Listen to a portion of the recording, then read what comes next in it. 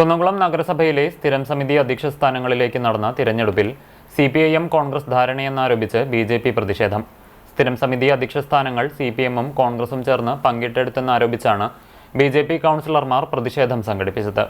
സ്ഥിരം സമിതി അധ്യക്ഷ സ്ഥാനങ്ങളിലേക്കുള്ള തിരഞ്ഞെടുപ്പ് പൂർത്തിയായതിന് പിന്നാലെയായിരുന്നു പ്രതിഷേധം.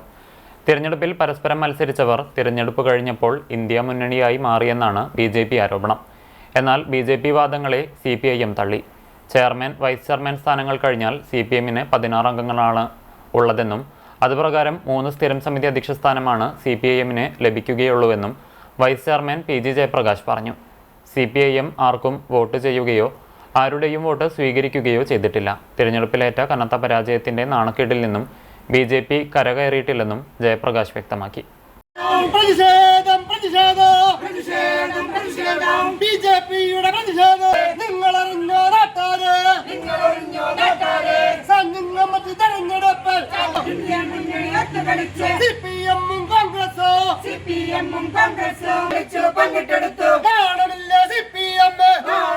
തെരഞ്ഞെടുപ്പ് കഴിഞ്ഞപ്പോൾ അനാവശ്യമായ ചില ആരോപണങ്ങളുമായി BJP എന്ന രാഷ്ട്രീയ പാർട്ടി രംഗത്ത് വന്നിരിക്കുകയാണ്.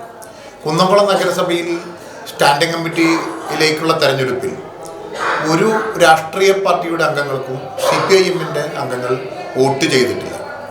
മറ്റൊരു രാഷ്ട്രീയ പാർട്ടി അംഗങ്ങളായിട്ടുള്ള കൗൺസിലർമാരുടെയും വോട്ട് CPM അംഗങ്ങളും സ്വീകരിച്ചിട്ടില്ല. അതുകൊണ്ട് തന്നെ ഞങ്ങളുടെ സാധ്യതകൾക്കനുസരിച്ചുകൊണ്ട് കിട്ടാവുന്ന സ്റ്റാൻഡിംഗ് കമ്മിറ്റി ഞങ്ങൾക്ക് ലഭിച്ചിട്ടുണ്ട്. CPM-നെ സംബന്ധിച്ചിടത്തോളം കുന്നംകുളത്ത് 18 കൗൺസിലർമാരാണുള്ളത്. അതിൽ ചെയർമാൻ, വൈസ് ചെയർമാനും കഴിഞ്ഞു കഴിഞ്ഞാൽ ബാക്കി 16 സ്റ്റാൻഡിംഗ് കമ്മിറ്റി കൗൺസിലർമാരാണ് CPM-നുള്ളത്.